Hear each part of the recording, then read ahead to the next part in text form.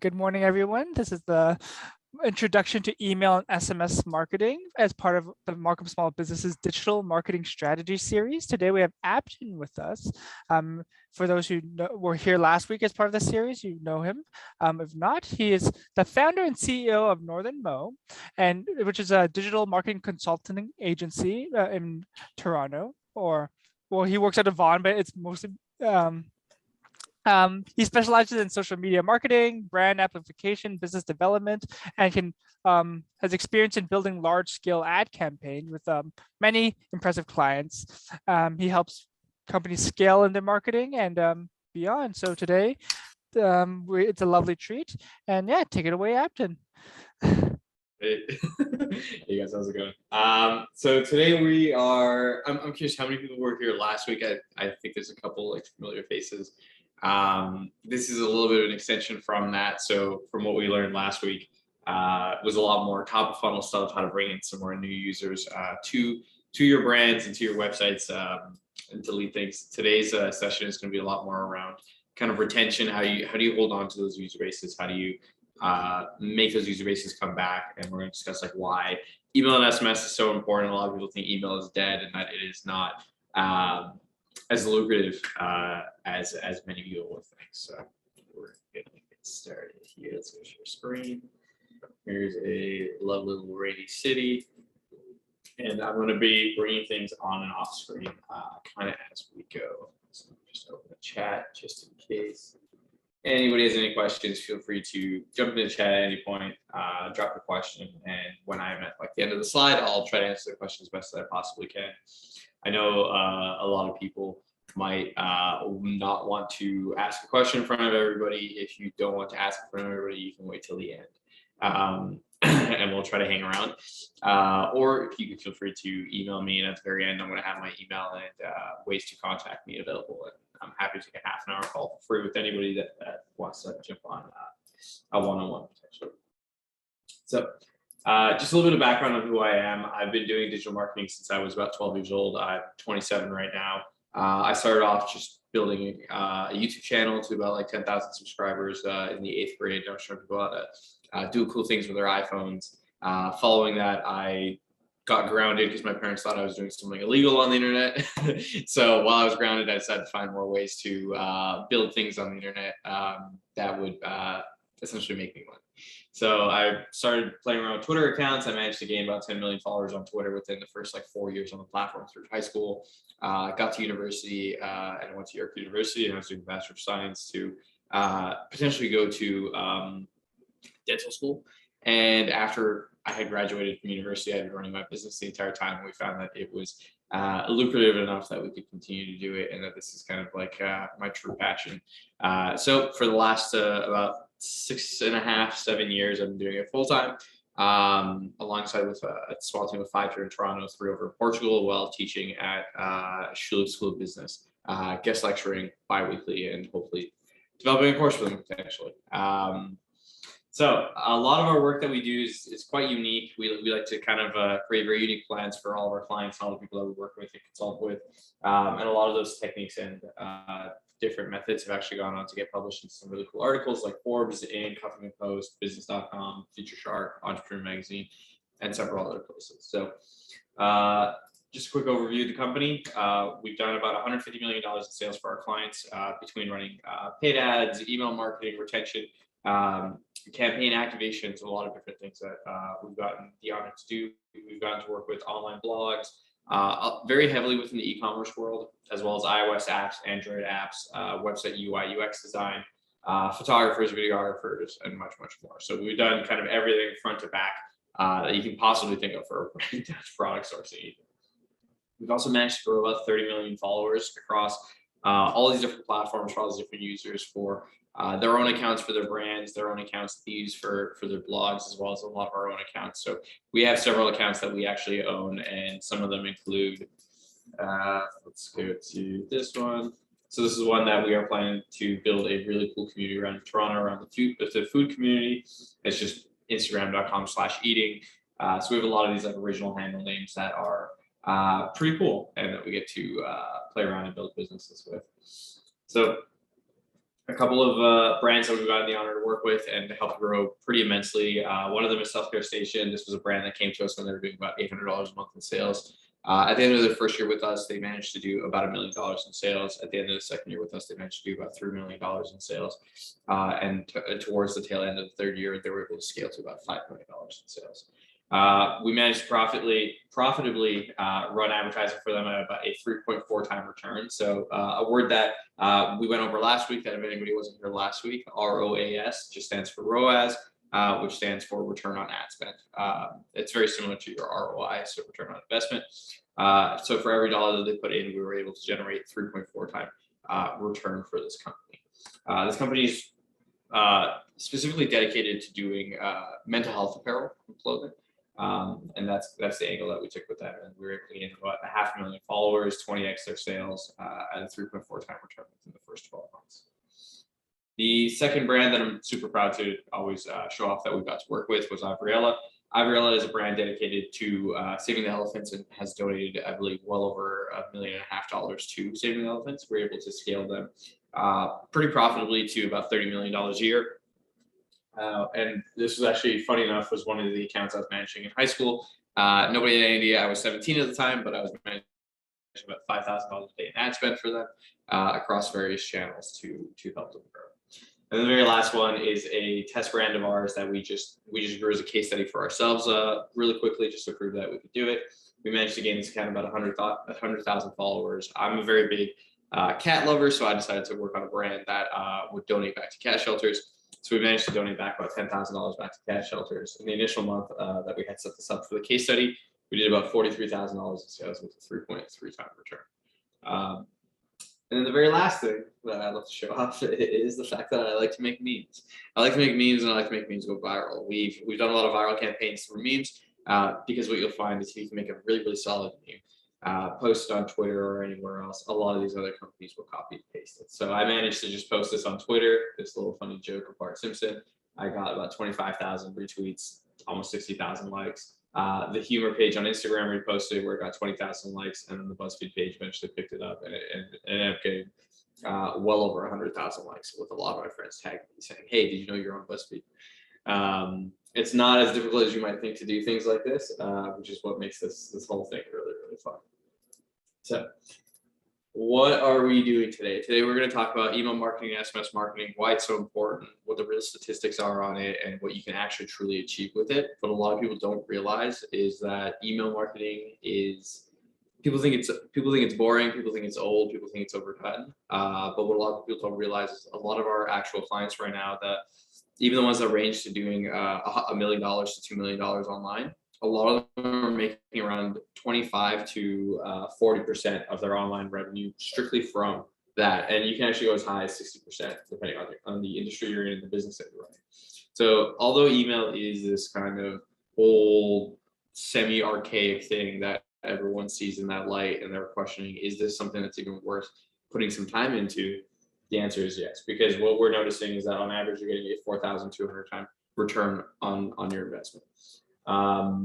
And a big thing to note is that 21% of emails are opened within the first hour of being received. While people are at work, while people are at home, especially with COVID, like it's really picked up to the point where everyone's on their devices, everyone's ready to connect, and email has been known to be one of the main forms of connection for literally everybody that is interacting with any kind of business at all.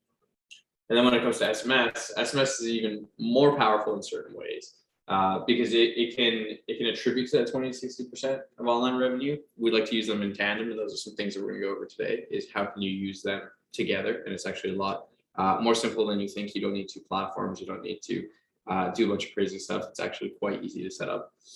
What we've noticed from SMS marketing is that there is a 3,000 time return, and this is maybe 10 people are giving their email. You can score another 1 to 3 of those people. They might be power users that you can actually grab their SMS and get a high ROI for a lot less work. And we're going to go over why that's the case and kind of how that all works. So the really, really cool thing about SMS is that if you can get somebody into your SMS subscription, 99% of those people are going to open that text message you send them within 5 minutes, which can be extremely, extremely profitable and a great way to get any message out at any point. So one of the things that we're going to keep in mind as we're going through this This is a little flow chart on this is a little flow chart that me and my friends have made, and this is something that we like to reference every time we're thinking about digital marketing as a whole. And this is great for anybody here who is doing anything e-commerce related. So what I'm going to show you guys is a lot of examples today and how you can utilize these things within e-commerce. I know there's a couple of people here who might be running service-based businesses, and you can feel free to ask any questions like how might I use this in this use case. But just for the sake of keeping things a little bit simple, we're going to go through how this is best used on e-commerce if you're selling a product, if it's a digital product, a physical product, or anything in between. A lot of these cases you can slightly adapt to use in service-based industries or in any other way. So feel free to ask any questions as we are going through it. So just kind of a review on this for those of you who were part of last week's class.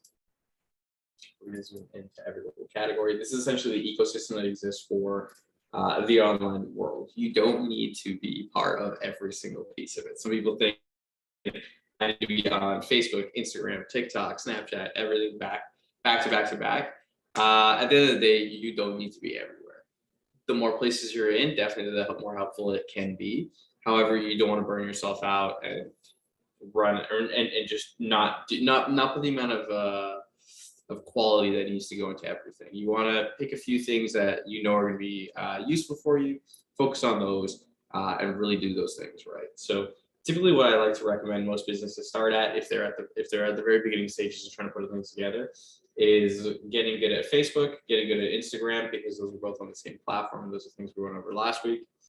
And then you can start to work on Google, TikTok, and then keep it going from there. So you have your paid media, and over here is typically where you can see anywhere from 0.5 to a 5x return on your ad spend on average, depending on how great your creative is targeting is and all of those other good things. So this isn't particularly an area where people make a crazy amount of margin. Like if a product costs $50 to make and you're selling it for $100, you typically might lose a little bit of money here. You might make a little bit of money here selling your product because the cost per acquisition is so high. Up here, you have your organic social. So just managing any of your Facebook pages, Instagram pages, organically posting onto them with those followers that you're slowly starting to gain because you're running paid ads or if you have another source of traffic coming in. So those are those two areas here. They're not the most lucrative on the planet. They are a great way to acquire top of funnel traffic that is freshly coming to your store. And then again, we have the actual website itself. Are you maximizing all of your data point collections? Which is something that we're actually going to go over today. It's going to have a lot to do with those email pop-ups, how they work, maybe what you want to ask, what are the best practices for those things. Are you maximizing your upsells and downsells? If someone's buying a product, are you trying to upsell them another product? Are you trying to bump up your average cart value, even if it's by a couple of dollars? If you start to move volume and you're moving thousands of dollars a day, that it's really going to add up. And then we're going to get down here. This is where we're going to have like a pretty big focus for today is how to actually work on your retention. This is where all of our clients essentially make most of their margin. And over here, you're essentially making anywhere from a 10x to a 500x plus on your return on your investment, because email plans are actually a lot cheaper than what a lot of people think. So just one more time to just grab an overview of this. Paid media, organic, social. You'll typically see a 0.5 to a 5-time return, depending on your creative and your offering and all that kind of good stuff. Down here, where your retention all occurs with, if you have your own store app, or your own email system set up, your own SMS system set up, you'll see anywhere from a 10 to a 500x return. We have some clients on here that spend anywhere from $1,000 to $2,000, and they make honestly $400,000 or $500,000 in return on their spend on this area. So into things. Today's agenda, the things we're going to go over is the first thing is how you can actually research email and SMS. Like how do I gather inspiration from it? How can I look at what other brands are doing? That way you guys don't need to sit down and pay somebody like me hundreds of dollars an hour to make you guys a strategy for email. You guys can actually do a lot of this research yourself. I'm going to show you guys 3 tools to gather data, how to build a calendar, and how to style your emails and SMS. Then we're going to jump into the basics of email and SMS marketing. So I'm going to give you guys a little tour of a platform that I like to use called PlayView. It actually has a free plan for anybody who's just starting out. So you guys anybody can sign up on the free plan, have some fun with it, play around with it, figure it out before you decide that, hey, this is something I want to jump into and actually give it a real shot with, and then you can hop on a paid plan. We're going to go over flows, which is half the aspect of email marketing, SMS marketing. Then we're going to get into campaigns, which is the other half of email and SMS marketing. Then we'll get into segmentations, which is just how do I, let's say you had a list of 10,000 people, 50,000 people. How do I make my subgroups? How do I personalize things? How do I make my odds of getting results even better? And that's a lot the hack is through segmentation, which we'll briefly go over. And then we're going to speak about data collection, which is just your pop-up system and how to do pop-ups the best. So the very first thing that we're going to go through is we're going to go through Mild. This is a tool that I actually got to show off in last week's class, but this plays more so primarily to email marketers. So if you are somebody who sells audio equipment, we actually have a client that recently came on 2 months ago that sells audio equipment on boats. And what we did for them was we started to research other audio equipment brands just to see how can we level this up? What are the strongest players in the audio realm doing? So I just made a quick list of famous brands that do audio. Top of that list is Bose. Everybody knows Bose. Bose has been around for decades, and they clearly know what they're doing. So when you go to Mild, it's just MILLED.com. When you're on this website, you'll have emails that every brand is sending, essentially. I believe there's over 92,000 brands on Mild at this point. So I can come in here and I can go to the keywords, and I can just simply search Bose. So type in Bose. When I do search Bose, I'll actually get a lot of the different brands. So because Bose is such a massive brand and it's found all over the world, I can see that there's the French version, the Australian version, the US version, the Canadian version. Typically what I recommend to everybody is look at the US version. The most amount of budget typically goes to the US version, and the US version and the Canadian versions are typically very similar. So what we're going to do is I'm just going to click on US Bose, and it's going to take me to their little homepage on here. And I can see every single email that this company has sent out since they've joined Mild, essentially. So I can see the exact date that they sent it out. I can see that this brand is sending out an email almost every single day, if not every few days, based on what's going on. So that gives me an idea of frequency. Should I be sending an email every single day to this type of group? Should I be sending it just maybe once a week? The golden rule to always remember is that it's always about quality over quantity. You always want to make sure that your emails and your connections to your user base look amazing. Not even just look amazing, but they happen for a reason. Because if you start to send something every single day and there's no good points you're making, good reasons behind it, good reasons to have touch points, you're going to become a little annoying at that point, and that's what's going to lead to people unsubscribing from your emails. So I'm sure a lot of people here are subscribed to some of their favorite brands, and when they get a little too spammy, that's when you start to hit unsubscribe. So you want to make sure all of your touch points that you're reaching out to your user base for with an email or SMS, it's all about quality, and you're making sure you're putting your best foot forward with it. So what else can we do while we're here? I can very easily let's click this most recent email, and it will show me the entire email. I can see the exact layout they're using, the designs they're using. What I'm gonna scan for here is how do the buttons look? What are the colors they're using?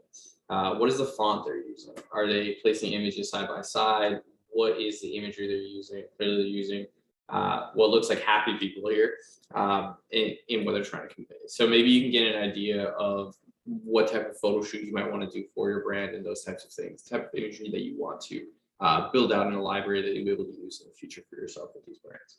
You'll be able to see the promotions that they're running. So if these guys are running these promotions and they're setting the industry standard, maybe you want to keep an eye on that and think, are these promotions that I want to set up within my business? Or is this something I want to do completely different from the industry standard? So it's always good to track all of your competitors at some capacity within the advertising they're running on Facebook ads, as well as the advertising that they're running on the retention side, which is all their SMS and all those things. We can also see what the subject line is that they use for this email. So hurry, Bose Sound Control hearing aids are 50% off or $50 off. And that's essentially how we can scan this very quickly. So if you are just someone who loves to online shop, I highly recommend checking out Mild before you check out anywhere, because typically you can find great deals. But on the flip side of this, on your business wise, this is a great area to come to and just study and just take in what are these brands doing, what are they building, what might be working for them, what might not be working for them. Because you can very easily scan through all of these, and I can get an idea of, okay, these types of photos are working, keep using these types of photos. This type of deal is working because they've offered this deal multiple times and those things. Does anybody have any questions about Mild at all? It's a very simple tool to use. You can just come here to do research, and you can search up almost any brand if you like. So the next tool, very similar to this tool, is a tool called PlayView Showcase. So to access PlayView Showcase, you just need to make a PlayView account. Again, totally free. Once you've made your PlayView account, you can go to showcase.playview.com and it'll take you to a page that looks like this. When you are on this page, it is very similar to Mild, except you have a couple additional filtering options. You can't search, however, here, which is why I'm a big fan of Mild. But when you're here, what you can do is you can go to, I can sort by emails. I can see every email that's being sent by certain businesses. I can grab this, I can go to newsletter, notification, product announcement, promotion. So if you know exactly what you're trying to do, you can filter this out. So let's say I know I'm going to release a product soon, I want to do a product announcement, and I want to see how brands are doing product announcements. Once I open industries, I can get even more granular here where I can go to food and beverage. Maybe if I sell, let's say I sell Starbucks drinks, I can very much open this and find a lot of examples that other people are doing well in the space. You can go even deeper into holidays, so you can see by month what people are doing. So let's say we are getting ready for April. I'm curious what people have sent in April that hasn't worked for them. Here's a couple of examples of Easter ads and how they were done well. I can also, and we also get some great holidays in here. So you can even go deeper in this and go based on metrics and discounts and see have people used any discounts. Are people not using discounts? Because some people want their brand to be more so like Apple, where they're never discounting anything. You're trying to figure out how do I do a product announcement and really hook these people without doing a discount. So you can get a lot of really, really great info here as well. From high click-through rates to high open rates. High open rates, it's just people who have opened the email.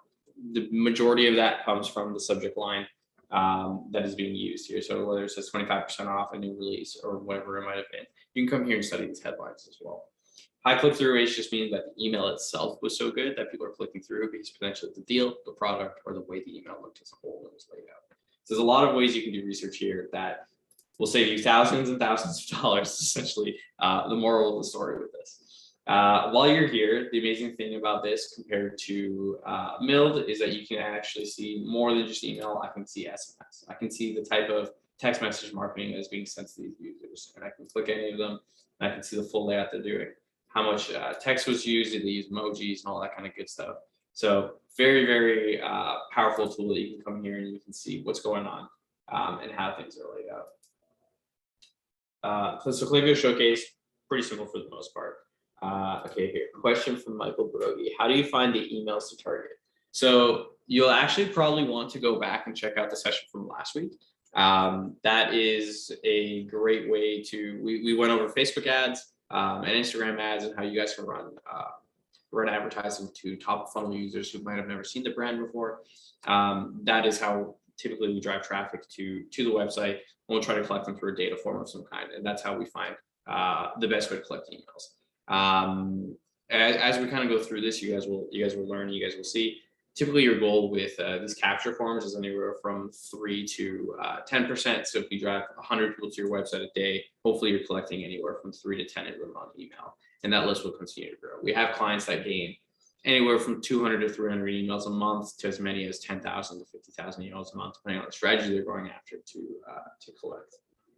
Let's see, Marilyn, are you referring to the email list of people who signed up to receive email? What about privacy laws regarding email? Can I send an email to potential customers browsing the Shopify store but did not order? Thanks. Yeah, so in regards to this, primarily what we're going to go through is this is warm email marketing. This isn't cold email marketing. So we're only sending emails to users who have consented. They've signed up somewhere to receive email marketing from us. And a lot of times, if you have a good offer, when you are driving traffic through what we went over last week, you're able to collect a lot of those emails. In regards to email laws, if somebody isn't signed up for your email, depending on the country you're in and the state you're in, there's different laws for all of these different things. So certain areas will allow you to send one promotional message to them, and if they choose to opt in, then they've opted in. And then there's certain other areas where you can't contact anybody unless they have opted in some type of way. So your best bet is to always focus on people who have opted in. Focus on using a lot of the tools that we discussed last week, such as Facebook, Instagram, TikTok, Snapchat, to drive this type of traffic. And make sure you have a great offering that is going to have people want to subscribe to your email newsletter. That you don't need to convert them right away. As long as they signed up to stay in touch, you can convert them in a month, 2 months, even as low as a week or two if you're willing to send them a really, really great offer. So depending on who you're emailing and where they're located, very different laws. I highly don't recommend doing cold email marketing for the most part. It just doesn't convert very well. It's a lot more effort. It's a lot different than warm email marketing. Warm email marketing gets extremely good results because all these people have opted in for a reason, essentially. So very last thing we're going to jump into is how do you guys plan a calendar for yourselves?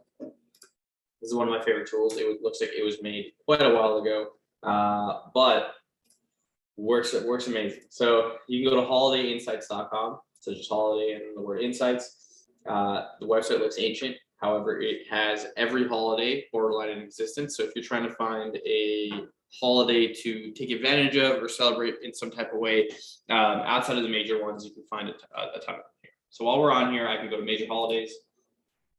And under major holidays, I'm going to get all of the main ones that typically shouldn't be missed by a business for the most part. There's a couple of random ones in here like National Bird Day, but if you run a brand dedicated to birds in some type of way or has some association of birds in some type of way, it's a day you're going to want to take advantage of. If I go back over here to holidays by month, I can choose any month. So if I pick April, I can actually see what the month is dedicated to because there's a ton of different things it's likely dedicated to. So it's actually National Poetry Month. So we actually have a brand that works on selling poetry books. So funny enough, they didn't even know it was National Poetry Month. We let them know that, hey, did you know this is National Poetry Month? Maybe you want to do a month-long sale of some kind or a month-long promotion of some kind. And they said to take advantage of it. And every single year, it does phenomenally for them. If I continue to scroll through here, every single day will typically have 3 or 4 or 5 different things, different themes, different holidays dedicated to that day that almost nobody knows about that you can very easily take advantage of. So National Children's Book Day is actually April 2nd. What you can do with this is if you are running children's books, why aren't you running a promotion or why aren't you sending a message to say, hey, it's National Children's Book Day, right? And you can click into any of these as well to get additional details from quotes, maybe how it originated, where it is usually celebrated. Some of these are international, some of these are just like North American based. So definitely all things worth looking into. But essentially what you can do with this is you can design a full calendar strategy for yourself saying, I want to take advantage of, let's say you want to send 6 emails this month, maybe you want to do 2 product releases, 2 around one of the major holidays. You're gonna grab another 2 around some of these smaller holidays that are in reference to you in some type of way in reference to your business. And you can build yourself a pretty easy calendar by grabbing a couple of these things. And the really awesome thing is that the first time, the first year that you typically do this, it's a little hard because you got to think of all the different emails you want to do, all the different holidays you want to run. But after you've hit 1 year of your business and you're doing good email marketing, good retention marketing, and taking advantage of these strategies, you can typically replicate these every single year. Take a look at the data from the year before and decide, okay, I want to take this holiday out. It clearly didn't resonate with my audience last year. It didn't convert last year. And I want to make a difference on it. So this is a great way that you guys can essentially pull strategy entirely for free between using a website like Holiday Insights and then grabbing inspiration from things like PlayView Showcase as well as Milt.com.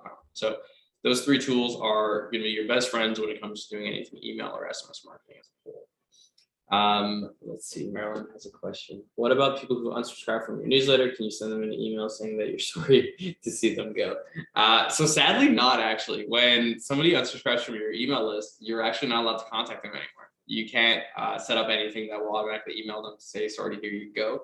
However, when they do hit that unsubscribe button, you can have that button linked to a page on your website that says, sorry to see you go, or something of those means. However, when somebody does unsubscribe from your email marketing, that doesn't mean that you can't market to them anymore. There are other ways to market to them. And one simple way to market to them is just to continue to market to them on Facebook or Instagram. We didn't go through it in depth last week because it's a slightly more advanced technique, but something that you're actually able to do is that if you do build a solid email list of 10,000 people, and you notice half of them have unsubscribed from you for whatever reason, you still want to contact them or try to sell product to them, what you can very easily do is you can continually upload your email list to your Facebook ads, and this is something we can go through on like a deeper Facebook ad targeting session. But you can still target those users because essentially what Facebook and Instagram is able to do is if that email is the same email they use to set up their account, they can actually match it, and you can actually target those users. So if anybody has unsubscribed from you, there are several more advanced techniques that we like to take for larger businesses to help them re-engage those users, driving them back to the email list in some type of way, whether it's through a unique promotion of some kind or something else. So does anybody have any questions on any of those 3 tools that we've gone over in any capacity, or just doing strategy as a whole? It's actually a lot more simple than you'd think. These 3 tools are some of the tools that companies that are charging $500 an hour to assist you with your design and assist you with your strategy are using essentially to do all that research and give you reports. So if you want to, you can work with a large business like that, or you can choose to do it yourself, especially if you are a smaller business that is looking to do everything on your own. Maybe you want to save some of your budget more so for your actual marketing and take advantage of a couple of these things on your own. Cool. So the next thing we're going to get into is the platform of choice. There are quite a few email platforms that exist online. You have SendLane, you have MailChimp, which is one that everyone's probably pretty familiar with or has heard of at some point. They recently sold for, if I'm not mistaken, several $1 billion to Intuit. You have PlayView, which is the one that we're going to primarily go over today. It's the easiest one to use by far, and it has the most hand-holding, I'd say, for beginners. That after everything I go through today, if you're still looking for more on there and you want to keep advancing your skills on there, they actually have amazing tools. So if you guys do make a free PlayView account, on top of getting Showcase, you actually get the Academy. The Academy is entirely for free. We're going to go over a lot of stuff today, but if you did want to continue to learn email marketing and pursue this, whether it might be for a career or for your own business, you can just go to academy.playview.com, and they have a bunch of tutorial videos on basics, intermediate, advanced. And then if you just have a goal to learn awareness, acquisition, conversion, or loyalty, you can come here and continue to watch these videos. There's, I want to say, probably inside of 10 to 12 hours of videos here that you can actually study, and then you can become a PlayView expert and a PlayView partner if you chose to. For those of you here that might be considering a career in digital marketing, there's quite a bit of money to be made, especially just freelancing email marketing, SMS marketing. Our rates personally start at around $3,000 or $4,000 a month, plus a percentage of revenue that is created through the user's email marketing. And I know several freelancers are charging anywhere from $8,000 to $12,000 a month per client that they're doing email marketing for. So it's quite a useful tool, and can be also quite lucrative if you've learned it in depth. So let's just go to PlayView, and I'm going to load up our test account that we like to run tests on. So this is essentially the dashboard that you're going to see when you log into PlayView. You're going to have a ton of things here, and it looks a little more complicated than it actually is. Very similar to last week, we went over the Facebook Ad Manager and how it looked a lot more difficult than it really was. When you guys are here, so kind of the basic walkthrough on how things go is you have your dashboard. Within your dashboard, you have objectives, performance, analytics, list of segments, activity feed. The only things that you're going to need here as a beginner is the performance tab. So on your performance tab, you can see a lot of stuff here. You're going to see general data, total revenue that's happened on that brand, revenue from that came specifically from PlayView, what the breakdown was between your flows and your campaigns. And if you're also running SMS, you'll see an SMS tab here saying how much money SMS has made you as well. You can also set it, it'll preset to the last 30 days. So this data is all last 30 days based, but if I can go to a specific month, so I just want to see March as a whole, I can see how much revenue came in just March and the breakdown for PlayView and all those things. As you scroll through here, you're going to have 2 areas you see here. You have flows and you have campaigns. So a big part of PlayView and email marketing and SMS marketing is flows and campaigns. What is the difference between the two? A lot of people think that SMS marketing and email marketing is just strictly gathering a list and then blasting this entire list to send them a message. The reality behind it is that there's 2 very different areas of your marketing. There's flows and campaigns. Campaigns is what is known as the typical thing that everybody knows email and SMS as, which is where you're just sending those blasts out. So what you can do within your campaigns is we can send a message to everybody, or we can segment it down, which we'll go over a little bit later, to I just want to send it to this subgroup of people that maybe haven't purchased or maybe have purchased or spent X amount of money, and kind of so on and so forth. Flows, however, these are trigger-based occurrences. So somebody has to do a specific action for one of these emails to trigger and to send to these user bases. One that a lot of people will know right off the bat is the abandoned cart. When you guys go to a website, maybe you get to checkout, you type in your email, and you don't end up purchasing, you leave, and they send you that email saying, hey, we saw you left this in your cart, don't forget in your cart, or hey, here's a little discount that you can take to check out. These are all built within flows. So the abandoned cart is one that most people know, but a lot of people don't realize. There's a lot of different flows you can create for a lot of different things. Certain accounts will only need 3 or 4 flows, maybe even 1 or 2 flows, and then certain accounts will need anywhere from 10 to 15 different flows that actually generate them hundreds of thousands of dollars per month based on our client base that we're working with. So we're going to go over all of this pretty in depth, but before we jump into flows and campaigns, we're going to show you a little more of a tour that's going on over here. So while you're here, you have a campaigns tab. I can click the campaigns tab and I can see every campaign that was sent out. So let's go to all the time. So let's really old campaigns. I can see things like the open rate, the click rate, and how many people might have spent money on this. So 2 things to keep in mind when you're doing email marketing is you have open rate and click rate. Your open rate is how many people are actually opening that email when you are sending it to them. So I can see that we have anywhere from 12 to 15, 13%. This is actually probably the bare minimum that you want to see. Is you never want to go below 10%. Typically our goal within this is to segment deeper and get to a high percent. We have some emails that we send out that will get up to 30%, 40%, 50%, 60%. And when you segment deeper, you're sending it to a smaller group of people. Odds are it might make less purchases, but it will keep your domain health safe. And domain health, not something to worry about when you're running a smaller business. If you only have maybe several hundred or several thousand emails in your book, when you do get to the point where you have 10,000, 20,000, 50,000 plus emails, that's when domain health is going to become something you're going to want to think about. Even segmentation isn't something you guys are going to worry about too deeply just yet. That's just something we're going to go over on a more basic level as well, because you won't need to do it at a super in-depth level unless your business has grown that far. But essentially what you need to know is that if I'm sending, let's say I'm sending 100,000 emails to Hotmail addresses, and Hotmail sees that only 3%, 3,000 of this 100,000 people are opening it, Hotmail is going to assume emails coming from this domain, they're probably spam, and they're probably not wanted by the user base because such few users on my system are actually opening it. So that's when you need to keep in mind open rate. You only want to send emails to people who still are interested in receiving emails. There's a lot of people who will unsubscribe from you, but there's a lot of people who won't unsubscribe from you and just leave it there and just hit delete every time the email comes in, which will hurt your domain's reputation and your domain's health. The last thing you want to do is end up going to spam. So again, it's not something you guys need to worry about when you guys are running an email list that might only have even several thousand users. Segmentation isn't something I typically do unless I'm passing 5,000 or 10,000 of the minimum emails, or if there is some reason that the open rate isn't as high as I'd like it to be. So open rate is definitely something you want to keep an eye on. The main thing you use to control open rate is going to be your subject line. Is your subject line catchy? Are the people who are signing up genuinely interested in getting your emails and those types of things? And you also have preview text. So you have your subject line and your preview text, which I'm sure you're all familiar with, that you see in your inboxes every single day. Can you write a catchy subject line?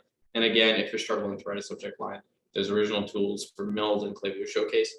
Have millions and millions of examples, so you guys can kind of run through and figure out what pieces do I want to use. Click-through rate is another very important metric. So click-through rate is how many people have actually opened the email and how many of those people are clicking. So I can see for every 1,000 people, about 20 users are clicking, 50 users are clicking, 30 users are clicking. Honestly, these numbers aren't the best numbers, but this is just a dummy account that we like to run tests on. So what you want to typically aim for on your click-through rate and your open rate, I want to keep open rates at the minimum 15, but the higher you can go, the better. Same thing with click rates. You want to hit typically around a 1, 2, or 3% or higher. There's different industry standards based on what you're working in, whether you're working in CPG products, luxury products, a home and interior decor, and all these different things.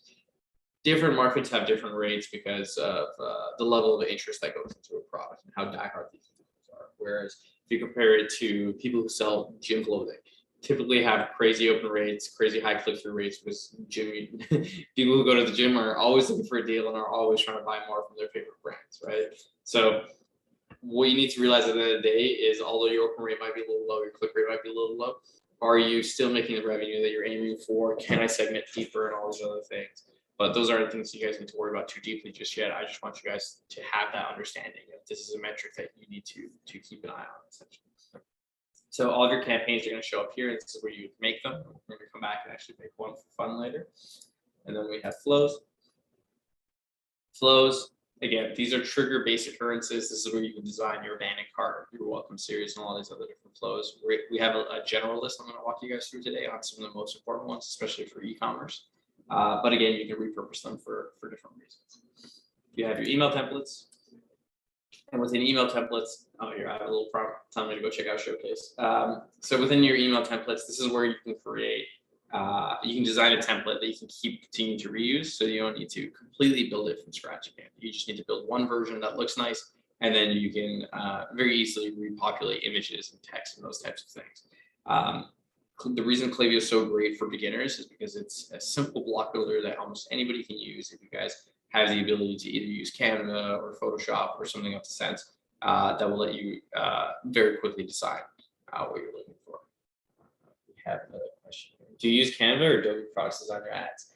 Michael, I actually love to use Photoshop. I've been using Photoshop since I was about like 13 years old. Personally, it's my go-to, but Canva is a great tool for people who don't know how to use Photoshop and might be more beginners. I've seen some people do design much better ads and much cooler things on Canva than I thought I'd ever be able to do in Photoshop. So definitely highly recommend using both of them. We have another question. Is this better than Canva? So Canva is just used to essentially design. Klaviyo is actually used to fully send out your email and your SMS and those types of things. You actually can't create creative within Klaviyo. Marilyn, what about subscribers who've never opened your newsletter? I feel some frustration with that. My newsletters are sent out quarterly. I've received new subscribers from Shopify using MailChimp.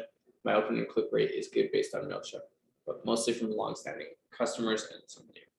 Yeah, you're just going to have some customers that just choose to not open your newsletter anymore. As we go deeper through this, we're going to talk about segmentation, and that's probably going to be something important for you.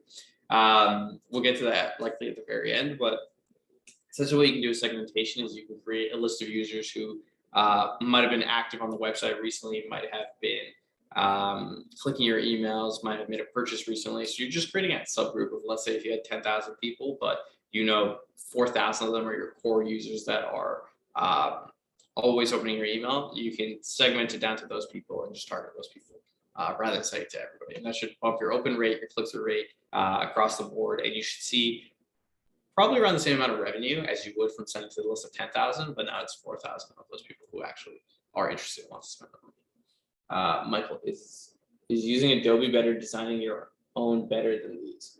In comparison to Canva, I wouldn't say one is better than the other. If you have the skills or you have the time to learn Photoshop, I definitely say it has less barriers and you can get a little more creative and do some more things. But at the end of the day, again, I've seen people design better ads in Canva sometimes than in Photoshop, and also the other way around. It really just depends on the user, what you're designing, and what your goals are with it entirely as a whole. Okay. So the next thing we get into is sign-up forms. You can actually create some really, really powerful sign-up forms within Klaviyo, and we're actually going to create one for fun a little bit later. And we can actually see how many forms have been submitted, what is the form submit rate. So a lot of people are leaving a lot of money on the table when their form submit rate is low, simply because they might be asking too many questions or because the offer isn't good enough to really hook them. And this is something we will come back to as well. SMS Conversations, this is if anybody does choose to set up SMS, you can actually come here and respond to anybody who sends an SMS to the brand itself. So this is just a customer service tool for the most part, but a lot of people love to respond when they get a text message blast, potentially asking a question. Maybe you want to answer that question. Down here we have list and segments. So list and segments, the main purpose of this is to, again, we'll come back at the end. Marilyn, this is primarily something that you might be interested in. This is where we're going to sort those users based on maybe how much money they've spent or what they've done last time they were active on our website, to give them potentially a special option. Maybe I want to reward everybody who spent over $300 with me. So kind of can come here and make that list and then go to create a campaign and only send it to that list essentially. Then we have profiles. The cool thing about profiles is that you can see how many people have signed up for your email and are still active. So if I really wanted to, I could actually send an email to 30,000 people from this brand. Then you have suppressed profiles, which I can see there's 8,000 people here. Active profiles, these are people that are still technically subscribed to your brand. You can send them a message whenever you'd like. And then we have suppressed profiles. These are people who unsubscribed from you. The email bounced when it was sent to them because maybe they typed it in wrong or some sort. This is a great way that PlayView organizes those people for you. So you don't need to worry about sending an email to somebody who might have unsubscribed and end up breaking the law by accident and getting into a lawsuit. PlayView makes it very, very hard for you to break the law. Is the main thing about PlayView, which is why it's so good and why it's so powerful and great to use. Then you have analytics. When you're in your analytics tab, you can actually build custom analytics. We're not going to go too deep into this today. This is something if you guys choose to, you guys can go explore yourselves. Within the analytics tab, you can get a lot of information based on where your user base might be, how much money they're spending, when's Klaviyo has great prediction tools and can predict the next time they might make a purchase. You can get a lot of these really, really cool analytics over here. This is something that you're going to typically come to once your brand is as well bigger, or potentially if you are an email marketer or you learn email marketing, you want to create reports for your clients. This is where you can come in and get a lot of these different metrics and benchmarks and see how you're doing. Klaviyo has its own benchmarks based on the industry and everything that's going on as well. So if you want to come and just see, is your placed order rate living up to the industry standard? Is your email revenue per recipient living up to the standard?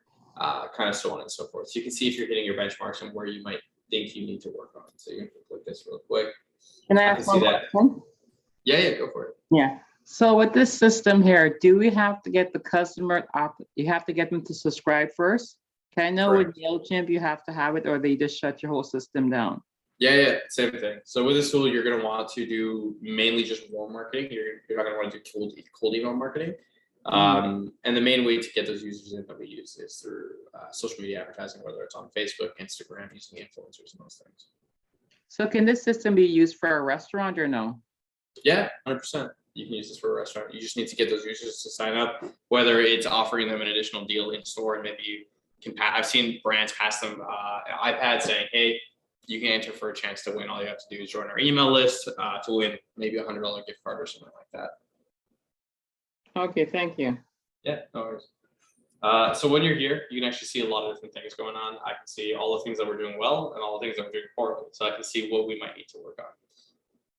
Also, in reference to the restaurant email marketing, a great one that I like to follow is called Grey Gardens. They're based out of Kensington. It's one of my favorite restaurants. I think they have some pretty phenomenal email marketing. So if you want, you can definitely sign up for them and check them out. They typically just send an email out when the menu's changing or something's being adjusted within their restaurant, or when a massive amount, I guess, of bookings are opening up, or if they're doing something really cool. A lot of people do enjoy that. Another thing that I know restaurants are doing really, really well is SMS marketing. So you can be very selective when you send an SMS blast, but you can get a lot of people to opt in when you guys are doing really great deals. One question. So what's the name of the restaurant? Yeah. Great? Grey Gardens. So GREY space and then Gardens. Okay, thank you. Yeah, nice. Cool. So as we continue through this, if you guys are e-com owners or you guys are using a website that might have a lot more integrations, you can do a lot of really cool stuff in here. PlayView has a lot of really cool integrations, so all integrations. I can see that they integrate with BigCommerce, AfterShip, Campaign Monitor, Eventbrite, kind of so on and so forth. So you can come in here and you can see if any of those things that you're using, maybe you want to integrate and pull those tools in and get additional triggers to use or additional options when you are building your emails and those types of things. Like very simple one is, let's say you have a brand that you are selling food online and you know that you have a subscription option. If you guys are using Recharge, which is a great platform that people will typically use to manage subscriptions within Shopify, you can get additional triggers like when someone's subscription begins. You can use that as a trigger to send them a special email saying, hey, thanks for joining our subscription. This is what you can expect. Or if someone cancels their subscription, but they still subscribe to email marketing, create another trigger for that,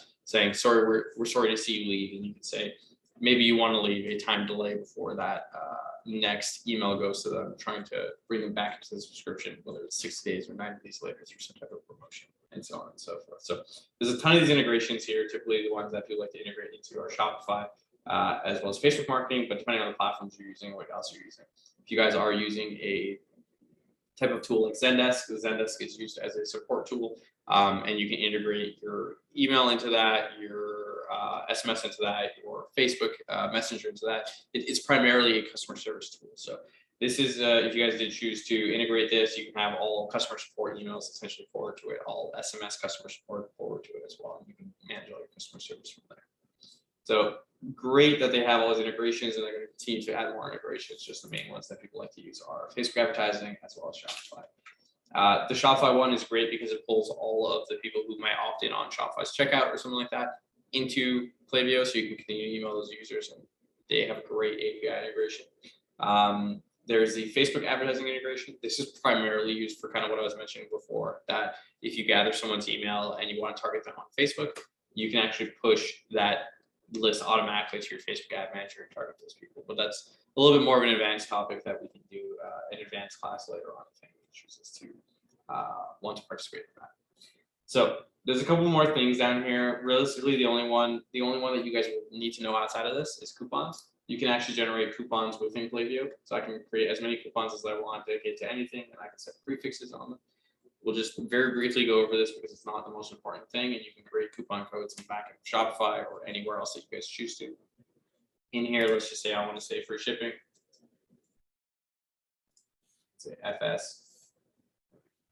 Free shipping has the option. So as you're going through this, you can make it a percentage discount, you can make it a fixed amount discount, or you can do a free shipping discount.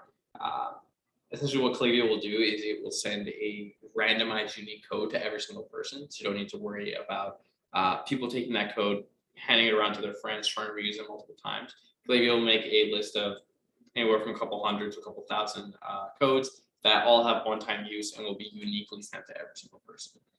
Essentially. So you can come in here, you set a prefix for it, it's like say FS, and what you'll find is that after when it is sent out, it'll do something like this where it'll jumble up a bunch of extra different codes and give a unique code to every single person. So again, this is how a lot of stores try to negate the use of codes that are passed around. I know every time I check out on a major brand, I go to Google and type in, I don't know, like Bose discount code March 2022, and I try to find a discount code for myself.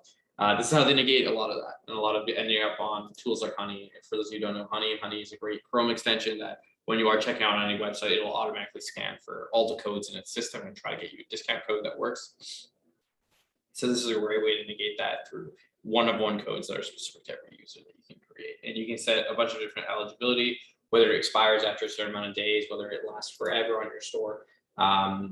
The countries you might be eligible for, do they need to have a minimum purchase rate or shipping rate of some kind? You can create a lot of different coupon codes in here if you guys don't want to do it on the back end of Shopify or anywhere else. So next thing we're going to jump into. So that is essentially the basics of email and SMS. It's a little tour of how you can get around the system. But what we're going to jump into next is how you can actually do a lot of these flows that might be important.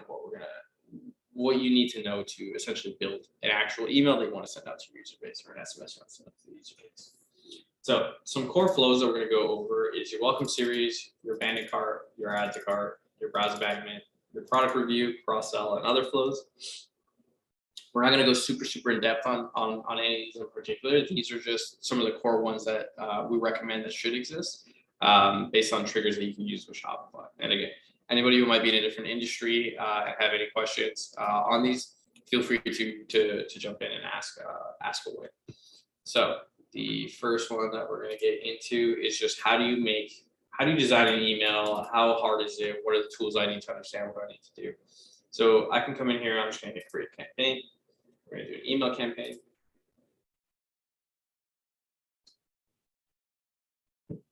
There's essentially three parts whenever you are creating an email, essentially. You have the first part where you have to name it. I'm just going to call this test. You have the group of users you're going to send this to. So we're just going to say marketing subscribe. This is 7,376 people. And I can also choose if I don't want to send to certain people. So out of the 7,376 people, I can see down here, it says estimated recipients, 6,527. You might be like, why are we missing about 800 people? It's because Klaviyo is not going to let me break the law. In this list, it has everyone who signed up to join that list. However, it also has those people that unsubscribe. So Klaviyo will automatically, for me, remove anybody who's suppressed or has unsubscribed or shouldn't be receiving the email anymore. So that's why you'll see, although you have one list number on your actual list, you have a different number on estimated people who are going to receive it. I can filter this list itself to remove those people. You don't need to, because you don't need to worry about it walking out of this for you. So we're going to continue content, and this is what the actual builder looks like. This is going to be the builder that you're going to see within the flows as well as within your campaigns. And we're going to go into the actual flows itself as well. So in here, when I choose to create my campaign, I have 3 different options. If you guys know HTML and you guys want to code the entire email, I welcome it. HTML is really, really cool and really, really fun. Personally, not that great at HTML. I'm more good at, I'm way better at designing itself. So what I can choose to do is I can choose to do the drag and drop method, or I can choose to do text only. Let's see, Marilyn, do you prefer Klaviyo or MailChimp? Personally, I prefer Klaviyo. MailChimp has had a lot of restrictions since they've had I'm going to use the word kerfuffle with Shopify by trying to allow you to launch your own store on MailChimp as well. MailChimp is great within itself. I just prefer Klaviyo because I find that has a lot more API integrations than MailChimp has. So if you guys want to send a plain email that's just text-based, you guys can very simply hit text and type that out. I can show you a quick example of this. I can pop it here. Say, hey, first name, this is an email just for you. We hope you like it. Please buy my stuff. I need to pay rent. The team, I can hit send. I can preview this email as well. I can hit preview. And this will preview directly in Klaviyo. It's going to show me exactly what's going to look like when it comes to my inbox.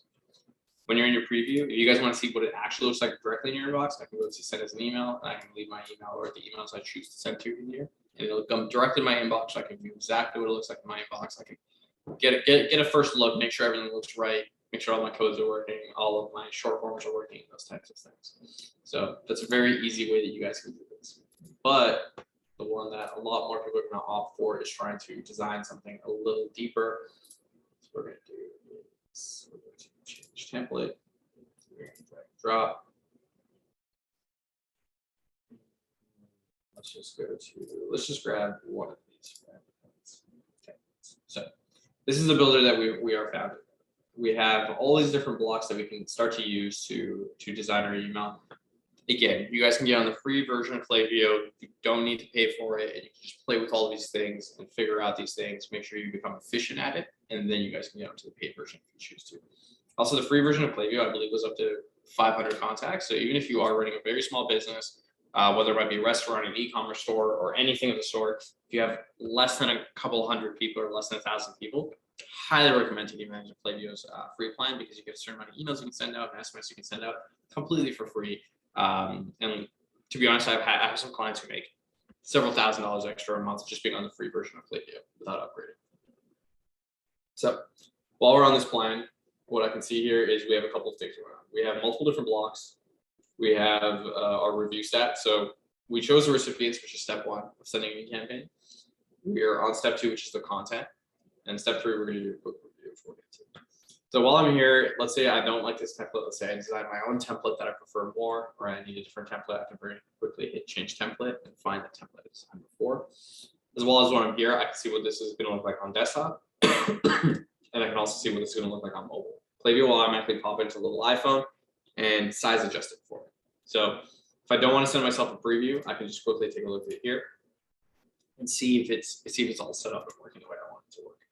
So while we're here, you have all these different blocks that are pre-populated from this template, and you'll notice that there's 3 buttons on the side. We have a little delete button, we have a little copy button, we have a little star button. If I hit delete, it's just going to delete this entire block. So let's just delete this block. It's fine.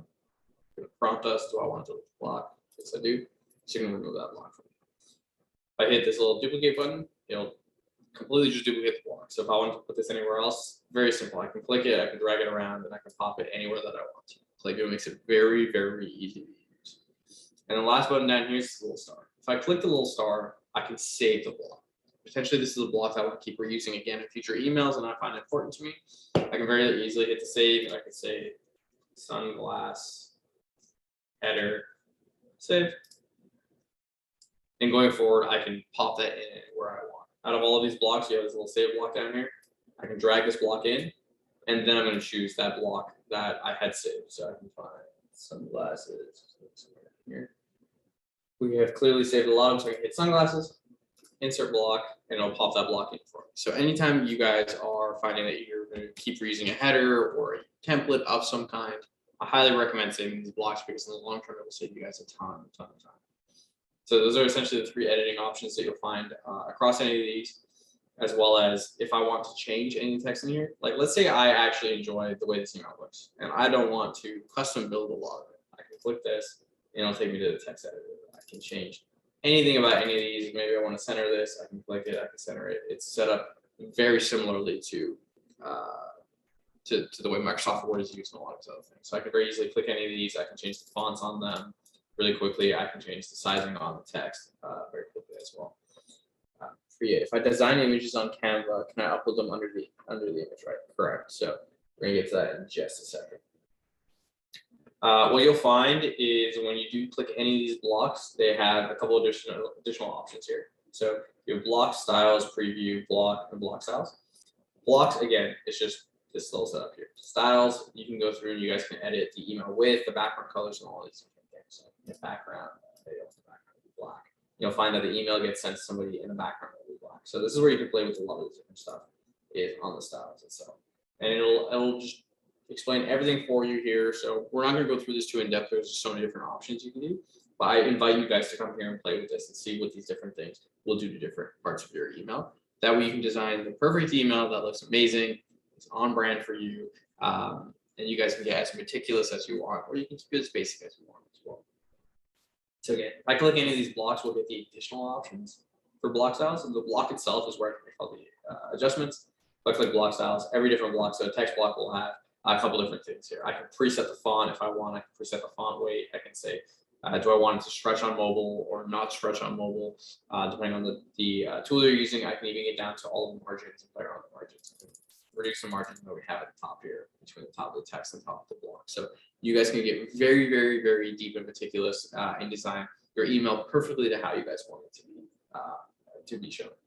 Another really, really cool thing that you can do here is potentially, let's say, I think this looks phenomenal on the desktop view, but when I go to mobile view, I think it looks terrible. I think it's a little too much text, a little too clunky, but I do like it on mobile. What I can very simply do is over here, it says under block styles, we see block, we see shown on desktop and mobile. I can set it to only show on desktop.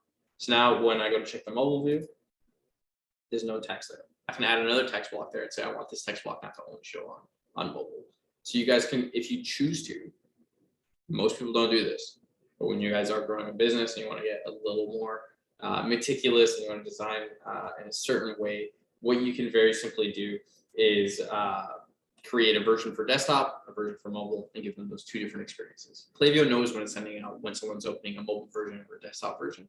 So you guys don't need to worry. You can just do the design work, hit send, and whoever's receiving or opening on their specific device will receive that specific block. Marilyn, please provide your email address again. Thank you. Marilyn, I'll show you really quick right now, and then it's going to be up at the very end. So if anybody needs to get in contact with me for some reason, it's just abtin at northehrn.com. So it's northern without the letter E. If you guys want to send me a message on Instagram, it's abtxn. If you guys want to send me a message on Twitter, it's abtxntv. I'll leave this up for 30 seconds if anyone wants to write it down or take a photo. I'll bring this back up again at the very end as well if anybody needs to get in touch with me. Actually, here, let me just copy and paste this into the chat so we can keep going.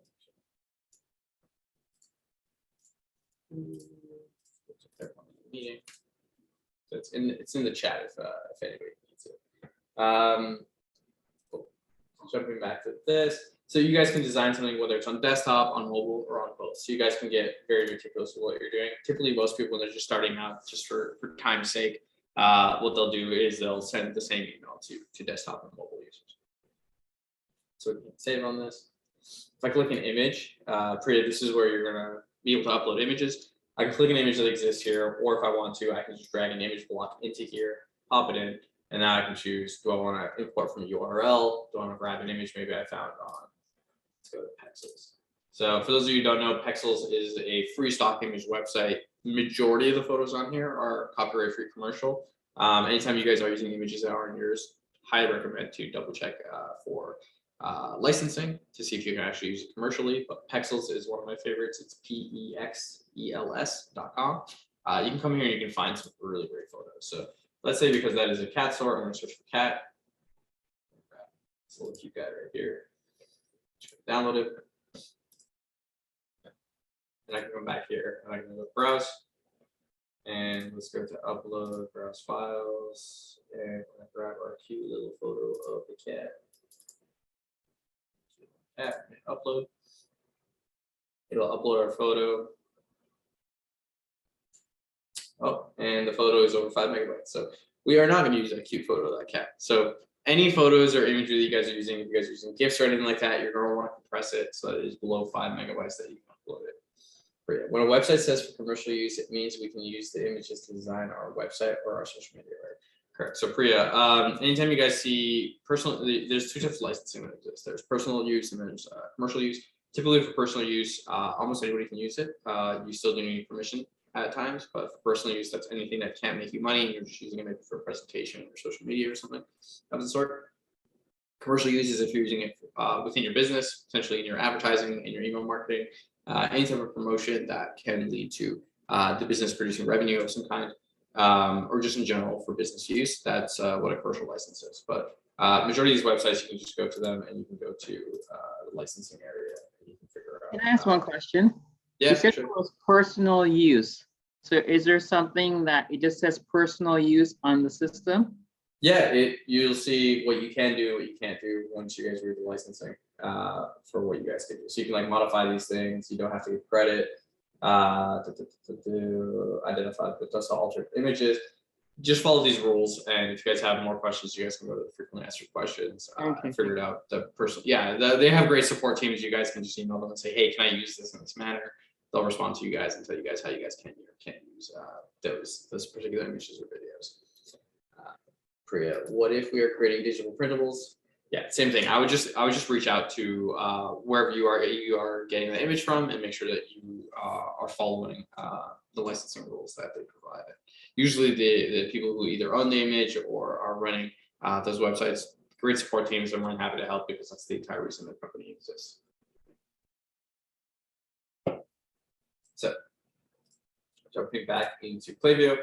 This is where you can choose to either upload an image. You guys can grab a placeholder that already might exist through an image URL. You guys can grab something from your own product catalog if you guys did sync this to Shopify. Or you can go to your image library from an image you might have uploaded before. So I'm going to select this image that we uploaded before. I can see that the image now appears here. This is a little thing that we did on the store quite a long time ago where we did something called Rate My Cat. People would send photos of their cats and we upload some of our favorites that we had found into a little Polaroid layout, and we just offer people a discount that had uploaded their photo. So this is how you can very simply upload a photo to the site here. If you want the image to fill the area, in this case, you can't really tell that's not filling the area simply because the background is white. If I grab this image and we turn off the image area fill, you might upload an image and notice there's all this extra white space. There's these little areas you just got to play with. You can either center it, push it to the left side. You can hit fill image area and it will fill that area to the edges if you are finding trouble with that.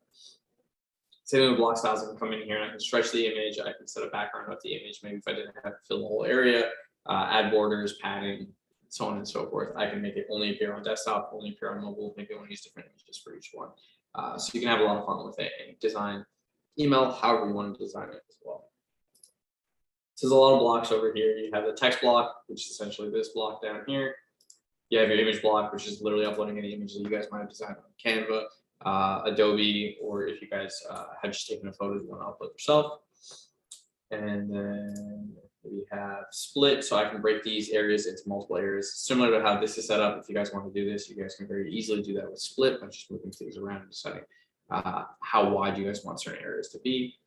You guys can add a button. So buttons are really cool and buttons are awesome. Everyone loves to use buttons, especially within e-commerce with the little shop now button, explore our menu button. You want to take them to specific hyperlinks on the brand. I know a lot of restaurants will do this. Stick them to certain areas on the website, whether it is reserve my spot, take them straight to the reserve page of the website, kind of so on and so forth. So you can have these buttons, you can create the button and you can either have it stretch, you can have it fit the text, you can edit it around however you want. You get a lot of different options within block styling based on the font size, the color size, do I want it to be rounded, do I want it to be square, and these different types of things. Then you can very easily pop the URL. So I can say like sunglasses.com/ maybe it's a specific product, maybe it's like the AA sunglasses, and I can link them straight to that product to take them out quicker. These are all free features. Yeah, Priya, every feature that is available that I'm showing you guys today, you guys can use on the free version or the paid version. It's exactly the same. The only difference between the free version and the paid version is that on the paid version is if you have a certain amount of profiles, you might need to be on the paid version, or if you have a certain amount of emails that you're sending out, because they do cap you based on the plan. So you guys can't have 100,000 emails and send out 1 million emails a month if you guys are on the $10 plan for PlayView or something of the sort. So everything I'm showing you guys today, if you guys are on the free version, you guys can use on the free version. So there's a lot you can do with it. So again, that's how buttons work. They're quite simple. As well, if you guys don't like the way these buttons look and you guys want to design your own buttons on Canva or Photoshop or something like that, you can actually upload it as an image and have the image hyperlinked too. So I can instead design the button, and for some reason the button looked like this, so I wrote buy now on this image and people click that image. I can actually just add the text link here. So anytime someone clicks the image, it'll act as a button as well, and take them to the hyperlink. Let's go back here. And then you guys have header and link bar. This is how you guys can design a little menu like this. So that's how you can design a menu like this. Maybe you want to add multiple different things into your little header menu as well. If you guys choose to upload social links, this will be like Facebook, Instagram, those types of things. That's where you're going to design these little buttons down here. Very simply, you choose the color that you'd like for the icon, add the URL, and that's the easiest way to do that. Again, table you can use to also build out designs like this, where you can break things up and move things around. It's very similar to display, but a little bit more detailed. Products, this is how you can actually upload a product catalog through. If you guys have an integration to Shopify, I can go select the catalog, I can go to browse for products. I can actually come here and choose the products I want to showcase. So for this to work, all you need to do is set up the integration to either WooCommerce, BigCommerce, or things of that sort. And I can upload the products directly here, where it'll pull the image of that product from the actual website itself and a lot of different things. So a lot of these blocks I'm going through quite a little bit quickly right now because of just for time's sake, I want to be able to show you guys everything. They're very intuitive. I invite you guys to, again, make the free version of PlayView, pop on it, and just play around with it. A lot of them are very intuitive. And if you are having trouble figuring out any of the blocks, again, PlayView's Academy is there for you, and they have tons and tons of help articles. I just want to give you guys a good foundation that helps you understand. A lot of this is just very simple block building that you can very easily upload and play around. So this is essentially the basics of the block builder. Let me just see, there's another question. Michael, product question. Do you think that selling a high-res painting is better than selling a physical painting? This is where we're gonna get really deep into NFTs and crypto and all that kind of good stuff. I do like both. What I actually do work with 2 different brands that sell artwork, and what they've done is they found people that can do print on demand for them. So I believe the canvases, they just double the pricing of them. So they have they do the digital artwork themselves, or they do the physical artwork themselves, and then they upload it. And then every time someone makes an order, those places are able to print the product for them, ship it out for them. So they don't need to worry about anything outside of just doing the marketing. They typically do a 50% markup. So if the piece costs $1,000 on the website, it typically costs $500 to actually print the canvas, ship the canvas, all that kind of good stuff. So they're just working on the other half of the margin to build things out. A really good example of that, Michael, is Midnight Station. These guys are doing a great job. They work with different artists to get their art onto their website, and then they just do all the fulfillment, and then that's essentially how they do it. They have a good print on demand system going on, as well as majority of the canvas companies that exist now are all doing, they get the order, they print it, they ship it out. So if you want to work with a specific company to do that for you, you can do that, or if you want to do it yourself. There's a lot of different things you can do with that, but yeah, so that's a very deep conversation. I'm a big advocate of doing both because there's a market for both, and that way you can target more people. Let's see, Marilyn, did you touch on the subject of sending emails / posts to various network groups? What's the reason for doing so? If response is for the response rate is no. So Marilyn, we're going to get into the segmentation like a little bit later, but we will get into that, how to send specific groups. Awesome. So these are the basics of essentially building a email campaign. And once you've built it out, I can go to save content. We're going to get to the very last phase, which is I can choose my subject line, say, hi, please open this. Preview text. Please open this. Happy to. So this is where you guys are going to do your research on subject lines, preview lines, to try to find your best bet that you think is going to be the most engaging. It's going to get the most clicks. It's going to get the most people to open your email and interact with what's going on. Like, go to continue to review. Once I get to continue to review, this is where Klaviyo is going to double check everything for me. I'm going to make sure I'm sending it to all the right people. We're doing all the right things. We have all the right stuff. So Klaviyo will flag when there's something not going on here. If I don't have my unsubscribe link, Klaviyo will flag that. It will tell me that there's no unsubscribe link. We cannot send this because there's no unsubscribe link, and that's against the law. So I can see that we are in good standing with all of the different things. We have our content created. We have the list that we're going to is marketing subscribe. So I'm double check that there and see the estimated total it's going to. Smart sending. This is a very subtle thing to understand.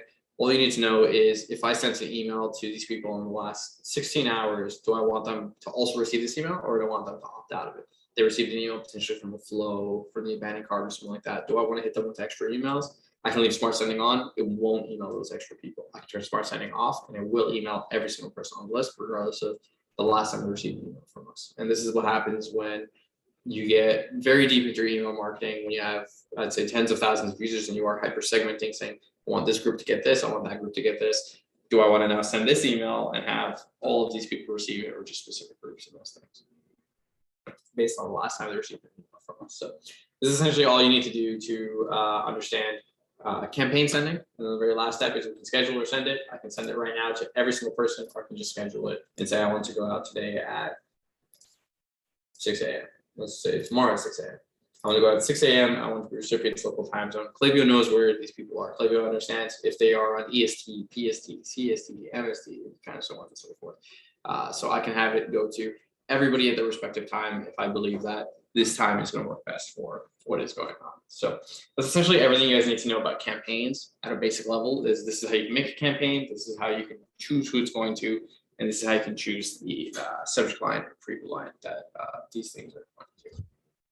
So next thing that we're going to get into is the actual flows. So flows, very, very similar to campaigns. We're going to create a flow. And this is why Klaviyo is amazing. It makes it really easy for you. If you guys don't know what you're doing with flows, I can go to create flow. And Klaviyo has already mapped out a ton of these different things here for us. We have the abandoned cart. We have the browse abandonment, customer win back. This is where you can come and truly just build something that already exists and build off of Klaviyo's basics. So I can hit welcome series. And your welcome series is typically when somebody signs up for your email. So just really quick, we're going to go over all the ones we're going to explain really quickly here. These are your core ones anybody will want for an online store that they're running, and again, you can adjust these in any type of way. Your welcome series is typically when somebody signs up on the pop-up. Then you have your abandoned cart, which I'm sure a lot of you guys are familiar with. When people go to the cart, they type in their email, they leave and they didn't purchase. The reason I have 2A and 2B add to cart, that's another metric that if you guys choose to code into your website, when you guys get a little more advanced, you guys can find that in Klaviyo's Academy, and you'll be able to code that into the website. That means anybody who hits add to cart, they don't actually need to go to checkout and type in their email. They just hit add to cart, they'll still get the abandoned cart message. Your browse abandonment, this is if somebody even just looks at a product. If you go to a website, if you've ever just looked at a product on the left that you're already email subscribed to, you might have got an email saying, hey, we saw you were looking at this product, do you want to purchase it? Product review, another very important one. This is anytime someone's received their product, maybe you want to say the trigger, and we're going to get to triggers pretty soon, is going to be after someone placed an order. Maybe you want to wait 30 days for them to receive the product, enjoy the product, then we'll send them an email that says, hey, would you like to come leave a review for us on the website? Cross sells is typically anybody who's bought a product. Again, you maybe want to make them wait 7 days so they can get the product, enjoy the product, and you can say, hey, we'd love that you're enjoying this product. We've had to recommend some of these other products for you from our brand. And then other flows, this can go a million different type of ways, which we'll get into briefly as well. So while we're here, let's say we want to create a welcome series for when somebody signs up for our email. I can just come here and I can say, I want the welcome series. I just click the template. We already have this pre-populated skeleton here that exists. And just grab trigger and we'll just say marketing subscribe. Great flow. So what Klaviyo will do for me is it will pre-populate this flow for me that exists. We have this skeleton that exists here, and I can say based on certain things, I can have time relays and those different types of things. I can add emails to this. I can add SMS to this. I can add notification to this. I can add a time delay to this. So just the basics of this is I can drag a little time delay into here. So maybe I want people to wait 3 days after they sign up for my email before getting this first email. Typically, you don't want to do that. Typically, you want it to be instant. However, just for show, we're going to say 3 days. I can even say delay into a specific time of day. Maybe I only want people to receive my email after 8 a.m. Or maybe I want them to only receive my emails during the week because I don't want to bother them on the weekend for some reason. I can set all these additional settings so that only these things will occur and these dates and times will occur if you want to get that specific. But typically, let's just say 1 day for fun. Let's say. So now anytime it enters this trigger, so in this case, the trigger is they joined our email list. It's going to make them wait 1 day, and then it's going to check for this conditional split. You guys don't need to worry about conditional splits just yet. If you guys choose to go deeper to email marketing, it's something I do recommend. A conditional split is essentially just creating a logic that your email tool will check. In this case, have they placed an order before? If they have placed an order before and they're joining our email list again, maybe I don't want to give them a discount. Maybe I just want to say, hey, welcome back to the store. Here's some products that have been that have existed since last time you were here. But if they haven't placed their first order, so you can see how it goes yes, no, we can take them to an email that offers them 20% off. So a really cool thing is, let's say I want to adjust this email that is 20% off. I can hit preview and I can see what the email looks like. Just remind myself, what does this email look like? Or I can hit edit. And edit will take us back to the same builder. I can choose my subject line, I can choose my preview text, I can hit edit content, and now we're back in this builder again where I can design this email from scratch. I can add the right images, the right buttons, and all these kinds of things. So I can design this however I'd like to design this. But for sake of this, we're going to go hit to return. And that's essentially how you can create these different flows and add time delays and different logic to make people go through different journeys. What a lot of people will do is they'll create these different journeys. You can create a trigger based on placed order and say, cool, someone's placed an order. We're going to say logic is place 1 order before. I want them to get this email saying, thanks for your first purchase. And I can say logic has placed a second order. You want to give them a different email saying, wow, thanks for coming back. We deeply appreciate you. You want to change the messaging a little bit. Maybe on their third order, you want to give them some type of incentive saying, wow, thanks for placing 3 orders with us. I'd love to reward you with 15% off on your 4th purchase because you've been so loyal to us as a company.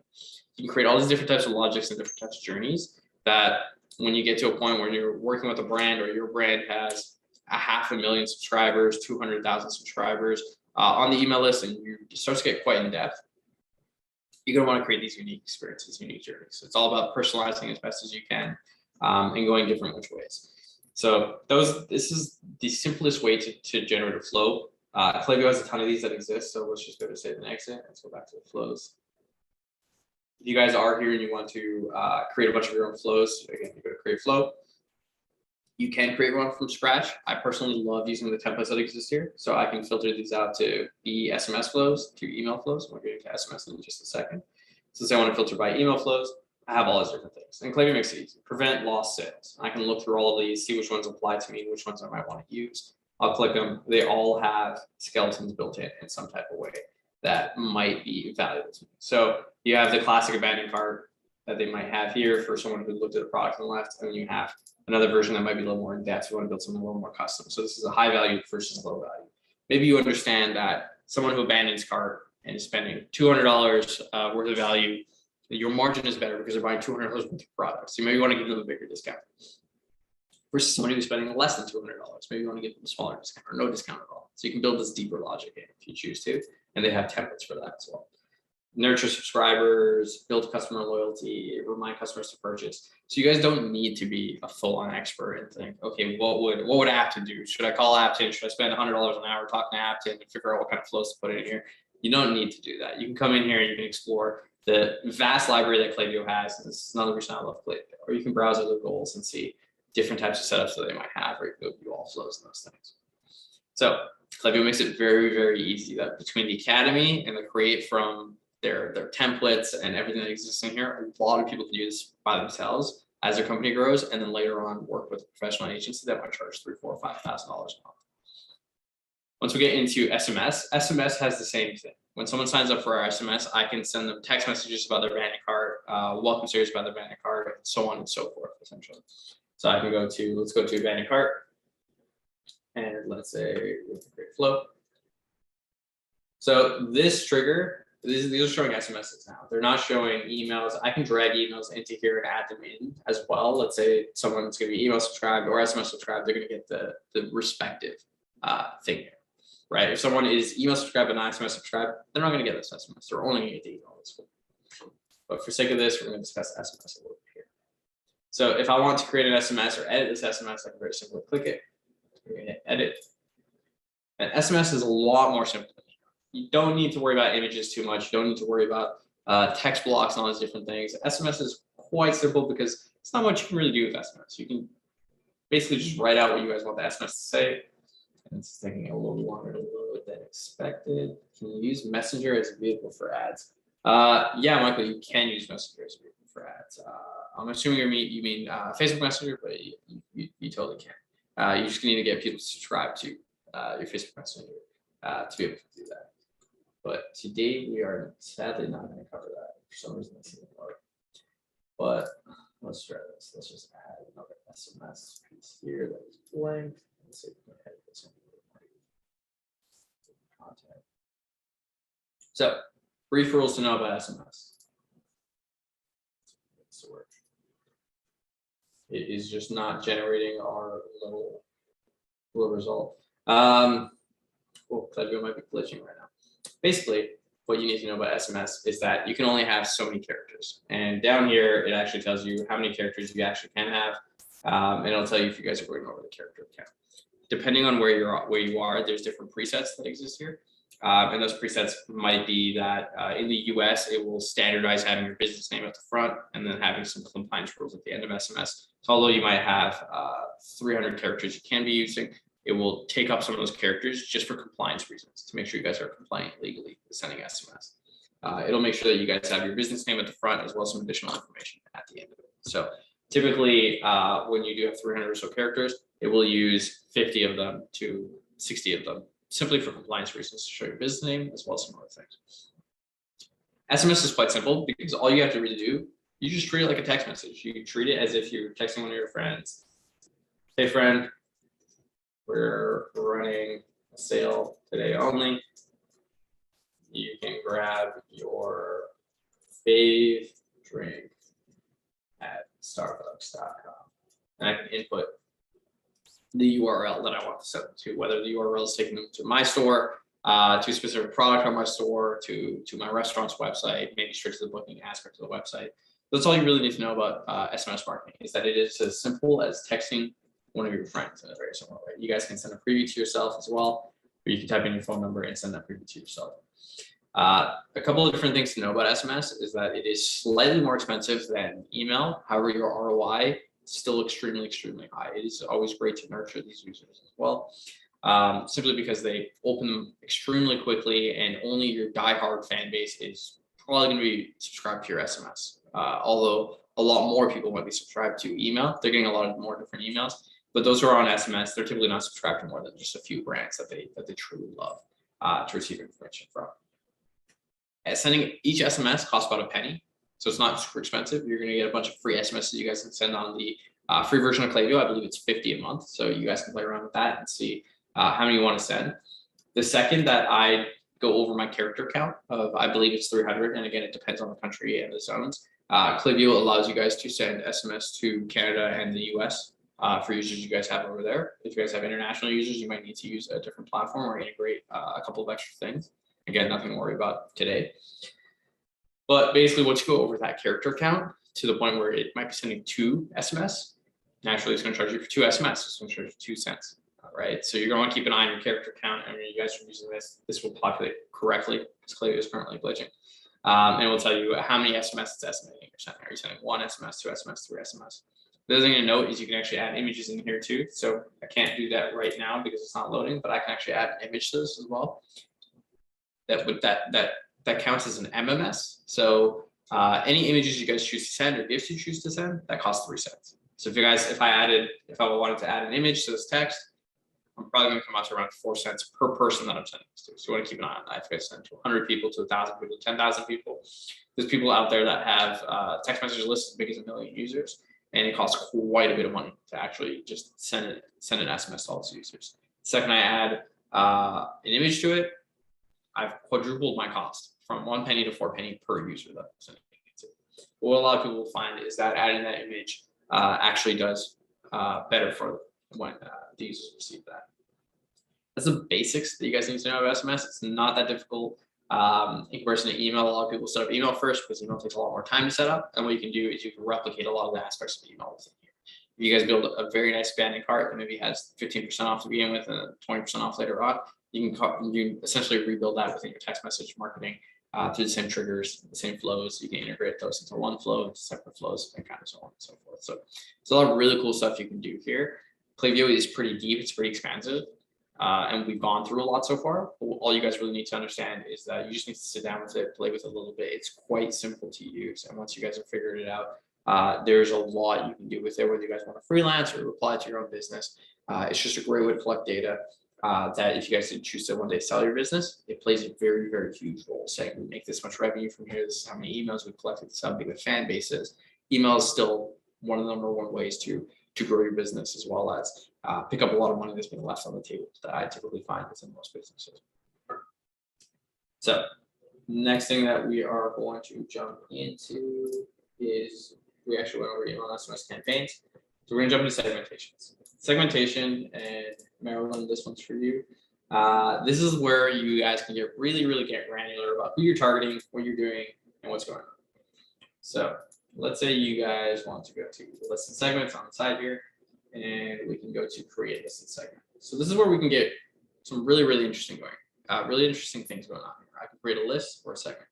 The difference between the two is list is somewhere that people are typically signing up and submitting their email address to that I ask. So if I created a pop-up of some kind or a form on my website where people can submit to, they're going to submit to a list. However, segment, this is something that will auto-populate and automatically change over time based on people's interactions and things that they're doing as well. So I can actually use a segment. I can create any type of segment I want. I can use that as a trigger within any of my flows as well. So I can hit segment, and this is where I can choose what someone has done, where they might be located, and what's going on. Let's say I want to see all of the people who I actually still have on email marketing. So I can go down here and see if someone is or is not suppressed for email. We can go to someone who is not suppressed for email. So I can just label this people. I can just go create, and PlayView will begin to populate this segment for me. Depending on how big your list is, and the time of day you guys are using PlayView, because there is a ton of businesses that use PlayView and are constantly making segments, it can take some time. But I don't need to stay here and wait. I can click listen segments, and it will continue to populate here for me. So we're going to continue to let that populate, and I'm going to come back here and segment. Let's say I want to get a little more segmented than just all the people I can email. So I'm going to go to is suppressed, is not suppressed. And this is where you have a couple of options. You can either hit or you can hit and. If I hit and, obviously, all of those users that are in there have to meet both of these different, or as many of these reasons that I need them to hit. So I can say and let's say we have a couple of different options here. So I'm going to read you guys all the options really quick. What someone has done or has not done. Properties about someone. If someone is in the EU, because the EU has GDPR, something you guys don't need to worry about unless you guys are selling to the EU. I would hope if you have a small business, you guys are just trying to start off in North America before you expand to Europe. If you guys are using anything GDPR related, you want to look into that, study that a little bit deeper, and understand that PlayView does help you with this as well. Someone's proximity to a location. So maybe if I'm a restaurant owner or if I'm a brand owner and I want to target people within a certain area. One of our clients loves to host yoga classes for their community, something very similar to Lululemon. And what we'll do for them is we'll send a mass message out to everybody who's in proximity to that park that they're doing this yoga lesson at, and only email those people. I don't want to email somebody who's in Vancouver if I'm doing a yoga lesson here in Toronto, right? There's no point. Might bother that user, they might unsubscribe. So you can actually get pretty granular down to proximity to location. This also works with a couple of our clients that do retail products in Walmart and some of those other places. What we'll do is we'll actually just get proximity to those specific retail locations and only send an email to those people. If someone is or is not in a list, so the list version of a segment that we could create that people are submitting to, whether people are signing up for that for a giveaway or for some other reason, maybe we want to hit certain people in certain lists and certain people who aren't in certain lists. Is someone suppressed or not suppressed? Which we just went over. Suppressed is people who we can't email anymore. People who are not suppressed are people who are still active that we are able to email still. And then we have predictive analytics about someone. You guys don't need to worry about this just yet. This is a little bit more of an advanced tool. So we're going to focus with everything over here. So maybe I want to say if someone is not suppressed for email, and I want to say, and they have placed order. So I can type in different metrics and find them. If I am integrating to Shopify, I'm going to have all the different metrics from PlayView that are here: received an SMS, sent an SMS, unsubscribed, kind of so on and so forth. I have a couple of API things that we've integrated ourselves based on tools that we're using. So whether they're active on site, if they add it to cart, and those things. If you just set up Shopify integration, you're going to get a ton of these. And then as we go down here, Shopify has its own triggers as well. So I can say if someone has placed an order at least once, and I can say between an amount of time or over a certain amount of time, or I can just say overall time. If someone placed at least one order, they're still subscribed to me. So I can say I can email plus place one order all time. I can go create that segment as well. Because maybe I want to treat, maybe I want to create another version of this with people who place one order versus 0 orders. And then I want to email everyone who's placed 0 order who's still marked and subscribed and give them some type of promotion rather than giving that promotion to everyone, right? It's typically hard to convert somebody that first time than it is the second or third or fourth time. Once someone has tried a brand at least once, likelihood of them coming back is extremely high. So that's why over time you're going to collect these emails. You're going to have these people who did subscribe, might not have converted, that we can go back and try to convert by doing something like this and segmenting this list down. Very basic versions of segmenting. And you can see that PlayView is being extra slow today, so this is only at 10%. But whenever these are done, they're going to have a final number here for us that exists. And what I can then do is I can go to campaign, create campaign, and say I want to email this specific group now that we've made these groups. So you can come in here and make as many groups as you want, just track data. What we like to do is we like to track people who have unsubscribed in the last 30 days, 14 days, and 7 days. How many people are newly subscribed in the last 30 days, 14 days, 7 days. So I can create my own metrics here. I can see how many people I'm losing, how many people I'm gaining on a regular basis. I can keep going through this based on people who made a purchase, specifically through email, specifically who left a review for us through one of our apps and those things. There's a lot of different segmentations you guys can create that might be valuable for you. But for the basics, what you're really going to need is people like an email, people who place maybe 1 order, people who place maybe 0 orders, and figure out how can I convert these people and what can I do with them. I invite you guys to definitely sit down and go through segmentation and play with all of these different metrics that you can set up for what someone has done, where they might have been, if they've checked out, if they've canceled an order, if they've left a bad review for you and maybe you want to get in touch with them for some reason they're still marketing subscribed to you. There's so many different groups you can create here, and you can really personalize the message going to these specific people based on, I can even specify this based on the collection they bought, because maybe we have a client that sells fedoras, cowboy hats, and a bunch of other different types of hats. Maybe I only want to send people with an interest in cowboy hats, more cowboy hats. Other people who are looking at the fedoras, I don't want to send them cowboy hats, right? So there's a lot of different segmentation you can do here, and over time, this data will automatically collect for you within PlayView, which is the best thing. So one day, if you do choose to sell your business, you guys can actually sell for a lot more because you are not just a business, you are a business, and you have a data company essentially with all this data on your user base that has come in. So the last thing we're going to get into is the pop-up, because we have about 15 minutes left. I'm going to try to leave about 10 minutes for questions. Pop-ups are quite simple to set up and build. Let's come in here. Again, I can go to create setup form. PlayView is going to make my life really easy, as it always does. It always has all these examples of different forms that exist to make my life easy. So let's just grab this one, for example. Let's say we want to do email and SMS, or if you guys just only want to do one or the other, I can go to collect emails and filter for that. I can go to collect phone numbers and filter for that. I can just set it to email and phone numbers. I can set it to announcements. I can set it to know your customer. Know your customer typically has some additional questions such as, when is your birthday? So I can gather their birthday, and then I can create a flow based on someone's birthday, saying, oh, hey, I want them to receive this flow when it is their birthday, or several days after their birthday, or whatever it might be. Right, so we're just going to go for the simple route. We're going to grab this one. I can choose. This is where we're going to choose the list that we're going to subscribe to. So anytime somebody signs up on this, I want them to go to marketing subscribed or to another list potentially, depending on what you want to set the stuff as. Typically, I like to just make one marketing subscribed list that everyone goes to. Create form, and again, just like everything else in PlayView, they want to make your life easy. It's all drag and drop builders. So we have this pop-up created for us here. I can come in here and change the text, limit time only. Maybe I wanted this to be 15% off. I can just click it, edit 15%. Quite simple, right? Once I go in here, I can edit this text as well, and we have all our options for fonts, colors, margins, background colors, and all these different things. So you can design it perfectly to fit your brand however you like. So these two very simple text blocks that I can edit. I can actually add more blocks by just hitting add blocks. I can add these additional blocks, whether I want to add an additional image, more text, a radio button, a drop-down menu, those types of things. We're going to keep it quite simple for this because we don't want to ask too many questions. Golden rule of thumb is that you can always ask more questions later. You don't always have to ask a million questions at the start. The more questions you're typically asking, the less people have the patience to answer it. Typically, the best way to gather emails is by giving them some type of a deal, or trying to enter them into some type of a giveaway of some kind, depending on what you want to do. The golden standard typically people do is 10 to 15, maybe 20% off on a pop-up to gather that email. So the next thing to know here is this little email block. I can actually click this and I can edit it as well. I can add different labels. I can have it say different grayed out text so that people understand what they're saying, whether I want to put the first name and email or whatever it might be. And I can adjust the padding, those type of things. I can also make it a required piece of information or not required piece of information.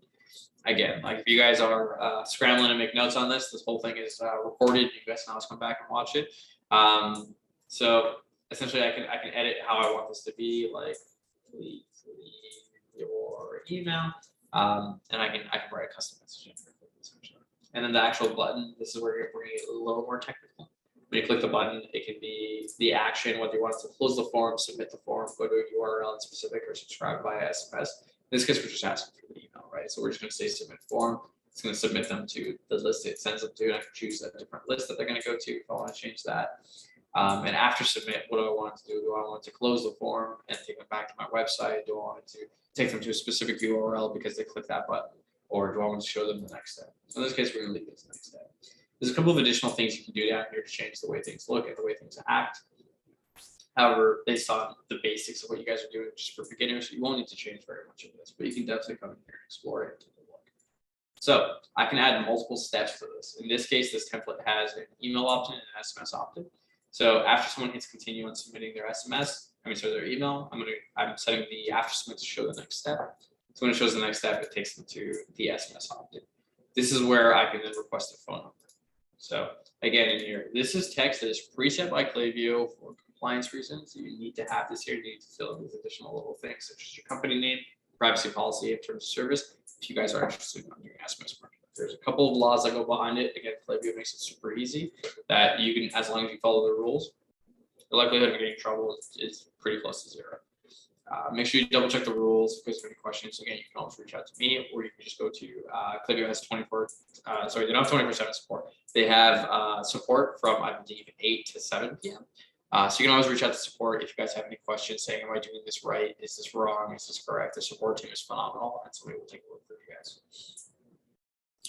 As well as with the rest of this, you can very easily say, I want to put their phone number, and I can change the text there. I can make this required or not required to be able to go to the next step. And that's how essentially you can collect SMS. It's very similar to collecting email. However, you need to have this little compliance form here, and you can have the send button where it says, where do we take them to? Maybe I want to take them to a SMS subscribers list. So I want them to submit to there, and I want to show the next step again. So again, very easy to play with.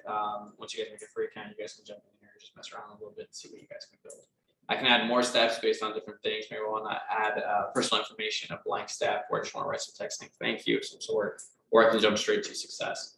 And the success message is just thanks for signing up. Maybe I want to say, check your inbox. It's as simple as that. So that's essentially all you need to know about creating a sign-up form. And you can come in here and I can change it from draft to live. If I live it, it will start to appear on my website after PlayView has been set up. So these are essentially the absolute basics to PlayView. I know this was a lot of information, so I'm very happy this is recorded and you guys can come back and go through this recording whenever you guys might need. We've gone through essentially how you guys can set up pop-up forms, how you guys can do some list segmentation to get a little bit deeper, how you guys can do flows, and how PlayView makes it super easy to make flows, makes a lot of flows. They have the basic templates there for you. You can explore them and find the right templates for you. As well as how you guys can send a campaign to your entire list, and how you guys can do email announcements. So I thank you guys for all sitting through this and taking hopefully very detailed notes if you haven't. on what's going on. I'm going to leave this here for anybody that wants to reach out to me that potentially might need help with any of this. I'm happy to do a free 30-minute call with anybody who reaches out. If I take a little bit of time to respond to you, I deeply apologize, but I will try to get to every single person that sends me a message. The best way to contact me by far is going to be email versus Instagram or Twitter. But we have about 10 minutes left, so if anybody has any questions at all, I invite you guys to either go off mute and ask a question or message in the chat. Okay, so Priya has a question. If I don't have a website yet and I want to add a sign up form as a URL for my link tree for Instagram, can I do that? You should be able to do that. Yeah, I believe on, you can essentially create what is an embedded form that you'll find in signups, and you should be able to put that in your link tree in particular. Marilyn, wow, you are a wealth of information. Thank you. Happy to be here and happy to help Marilyn. Yeah, go for it. Okay, you talked about the MILD, where you can help you with creating things for the subject line. Can you go over that? Or yeah, sure. So MILD is just a really good resource tool. Let's say that, let's pull up the Boast example again. Let's go to Boast, let's go to Boast US. Let's say I'm having a hard time thinking of a good subject line that I want to write. If you look through these, they actually have all the subject lines right at the top here, based on what is going for the email. So I can take a look at the email that they've sent out, and I can see the subject line. So I can just use that to find great subject lines that they've tested in the past. Typically what I like to do is look at larger businesses. I like to come up with 3 or 4 businesses that are crushing it in the vertical that I am working within. I'll go study all of their subject lines, because they've clearly spent millions of dollars over the past couple of years testing the subject lines and working with different agencies. So that should make it easy. Is there a particular one I should look for? Like if it's like for a restaurant, maybe email. You'll just want to find brands that are relevant for you. And another thing I do recommend is that there's 3 or 4 or 5 restaurants that you think that you aspire to be similar to. I would just create a spam email on the side. Just subscribe to them so you can keep an eye on the emails they're sending out, the subject lines they're using, and then you can kind of take what they have and just mimic it for yourself and edit it for yourself. Okay, thank you. That's a good idea. No worries. Priya, okay, thank you. Yeah, of course. If anybody else has any other questions, I know we went through a lot. It's a lot to take in. It's a lot to work on and play with. But there's essentially a lot that you guys can do for yourselves that a lot of people think. You can hire me and pay me several $1,000s a month. I'm not going to stop you from doing that. But if you did choose to do these things yourselves, you guys can actually do this yourselves with. Honestly, there's people that I've taught this to over the course of several weeks of practicing and building things out between Canva, using MILD, using PlayView Showcase, and then actually using the free plan, who've gotten very, very good at it and they're actually able to do it entirely on their own. Once our business gets big enough that they don't have the time to manage email themselves or pay me themselves, that's when they'll start to reach out to an agency. But things like this are great because you guys can have a very basic understanding. So if you guys did choose to work with an agency potentially one day, you'll know if they're kind of not being as honest as they might be and showing you some inflated numbers. You'll be able to come in here and say, I know email marketing. I know these open rates might be a little too low, or these click-through rates might be a little too low, or whatever it might be. Where can we access the reporting for your last session? Priya, you're going to have to ask the team from Markham Small Business Center where you can access that. But I believe it might be on the Eventbrite. I think one of them could pop in and also answer those questions. I'm personally not entirely sure. Yeah, sorry about that. Yeah, so the recording will be accessible on our Markham Small Business Center website under upcoming events, seminars, and workshops. I'll put the link in the chat, and it'll be made in a few weeks once our series is done. In the meantime, if you haven't already, please feel free to fill in our feedback survey form so we know what we can do and know how to improve for next time as well. Yeah, I would deeply appreciate if you guys fill out that form. So hopefully I can come back and do more talks with you guys. So what's the next series for the Markham one? We're going to talk about how to set up a Shopify store and just some basics to know about your Shopify store. It'll probably be a slightly shorter lesson, but it's going to be primarily more so dedicated to e-commerce. But what you'll find is that you can use a Shopify store for virtually everything, including restaurants and some other stuff. Okay, thank you. Thank you very much. Yeah, for sure.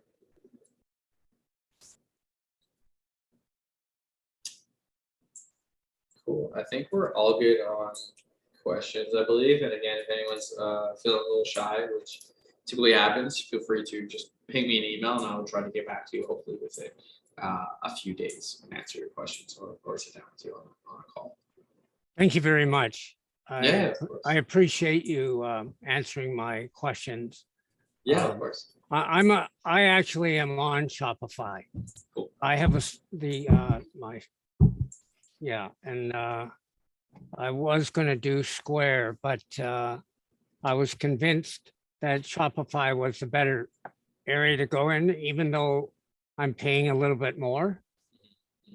Yeah, I'm a big fan of Shopify because like the analogy I like to use for it is that it's almost like the Apple of online store builders, in the sense that they have a great developer community. So anytime that you find that your theme might not be able to do something, or Shopify itself can't do it, you can go to the App Store and find 1,000,001 different apps that will help you. The only thing is that I have a customer in Western Australia, and I'm currently I had to go out of the Shopify to actually send it myself through Canada Post, because it was too they didn't have the facility to actually execute it. Yeah, I found that like I've run the same issues. One thing I love to use is a brand called Chit Chats. If anybody is shipping from Canada, you'll probably save a lot of money shipping using Chit Chat compared to. I got all mixed up with that, with the and so I just went for the customer is willing to pay for it, so I'm just going that route. Canada Post, whatever works best for you guys. Yeah. But yeah, I found this, like, if you can sit down with them and figure it out, you can usually save a good amount of money and ship a little bit quicker at times. That's what I found. Cool. I think that what you're doing is a great thing, integrating with Markham Small Business. I think we all newcomers to doing your own businesses, especially online, is a really daunting challenge. Yeah, this is a lot of this was like stuff I was just figuring out for myself as like when I was a kid. I was just like, how do I do this? And I would reach out to people and say like, hey, can you teach me how to do this? And they're trying to charge me $500 an hour. As a kid, I didn't have any of that money, so what I try to do now is I try to give back as much as I can for the best prices that can teach people all these different things that I've kind of put together for so long. I'm hoping to hopefully in the future put together like a full-on like book that's just entirely free. Facebook is another angle that's difficult, because like I have a business and then I have a personal, and the two get all mixed up. Yeah, Facebook's backend can be a little bit of a mess. We do have last week's class. I'm not sure if you were there for that one, where we went through it a little bit. So I do highly recommend, if anybody did come to last week's class, definitely check that one out, where we go through how to do Facebook advertising, Instagram advertising on the back end. But thank you. I appreciate it. Amazing times. So once again, thank you so much, Apton, and thank you everyone for joining us. Oh, was there I just wanted to say something to Michael. I have a separate Facebook page for business, and then I have a personal Facebook page, and then I have a business page for Instagram, and a personal page for Instagram, and then a personal page for Instagram. And I like Shopify. I mean, I'm kind of like you, Michael. There's a lot I don't know. It's overwhelming, and I do have help, but Apton's given me some good suggestions, and I'm going to discuss it with my person that I have, who I mean, she really is very fair with me. But I just made the decision to go back to the market where my late husband and I were. I kind of just got up a little bit more courage to go, excuse me, And I just learned how to do Square because I got to have the ability to do credit cards and debit. Otherwise, people don't carry cash, and I understand that. Yeah. So next month, I'll be at the market with my Square and my little tablet, and I pray to God I know what I'm doing. I'm writing my notes, and oh my God, my brain is fogged from so much. But yeah, and chit chat I knew about, and you know what? It's too much. Just go to Canada Post. Yeah, For me. it's definitely whatever works for Yeah, whoever's I running. can't, to measure this, to weigh that, oh, forget it. Yeah. I mean, Awesome.